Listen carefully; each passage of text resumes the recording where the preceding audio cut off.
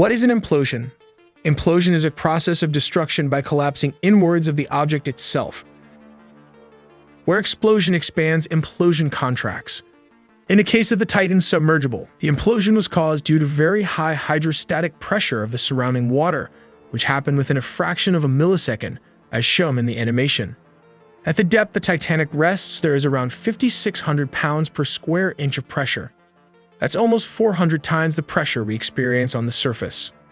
As the submersible is deep in the ocean, it experiences the force on its surface due to the water pressure. When this force becomes larger than the force hull can withstand, the vessel implodes violently. But why did this implosion happen to the Titan submersible? Existing technology is based on steel, titanium, and aluminum. These are what kept other submarines from being crushed. But the Titan has had an experimental design. It used mostly carbon fibers, which have the advantage of being lighter than titanium or steel. The properties of carbon fibers for deep-sea applications are, however, not that well understood. It can crack and break suddenly. We corrected our recent video listening to all your comments and research, so stay tuned with this corrected version and don't miss a beat. OceanGate Titan. This is not a submarine, but the Titan is a Cyclops-class manned submersible. But what's the difference between the two? The primary difference between a submersible and a submarine is that the submersible is launched from a mother vessel or home vessel. They are typically launched on a raft or platform, which is placed into the ocean, and ultimately descends via 4 electric thrusters, which helps it to reach speeds of around 3 knots. But a submarine can dive underwater without any external equipment and surface, all through the process of buoyancy. These are the basic system that makes up the submersible. Number 1. The mothership, named the Polar Prince, which is actually an icebreaker. Number 2. The ramp that transports the vessel up to a certain department. Number 3. The OceanGate Titan itself.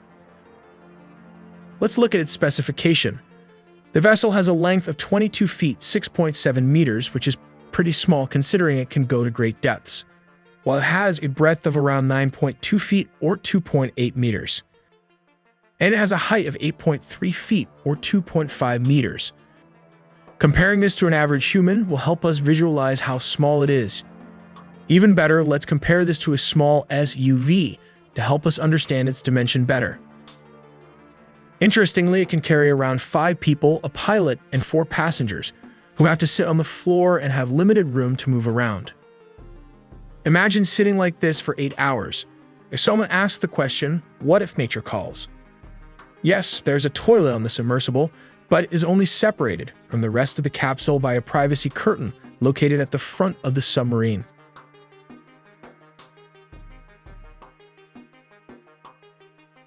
The interior of the vessel is pretty simple. You will have a joystick, which is actually a video game controller, and 2 monitors to help steer the vessel. One is for the sonar, and the other one placed on the side is for steering the submersible. This is probably one of the basic deep diving submarine you will ever see.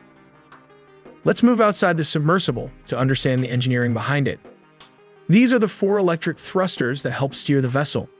2 inner space thrusters are placed in a horizontal position as shown here, and 2 more are located on both sides of the vessel are placed in a vertical position. At the back is the electronics equipment and most probably contains oxygen and navigation system. It is an unmanned part of the vessel that also has the ability to even recycle some of the carbon dioxides and pump back the regenerated 50% oxygen into the cabin. This is one of the main reasons the submersible vessel has a 96-hour oxygen as claimed by the company. Interestingly, this is the entrance made up of titanium and opens up just like this. This is the camera of the vessel, which can be viewed from one of the 2 monitors. At the front are 4 lights required for deep-sea diving. With all this equipment, the submersible can go up to depths of 4,000 meters or 13,000 feet at a speed of 3 or 4 knots. Now that we have established the basic functions, let's take a look at how this works. Step number 1. Mothership, which is the Polar Prince, anchors at a particular spot where the Titanic shipwreck is located.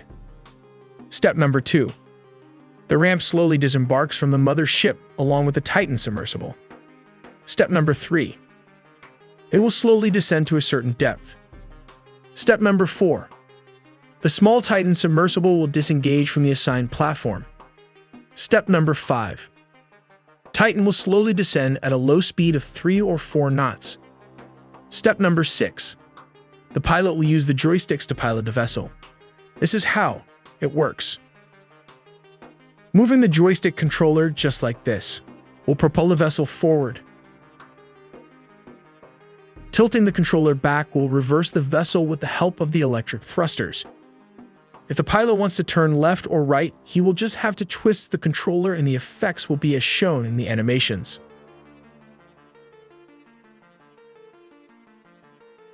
On the left-hand side of the joystick is the down and up controller.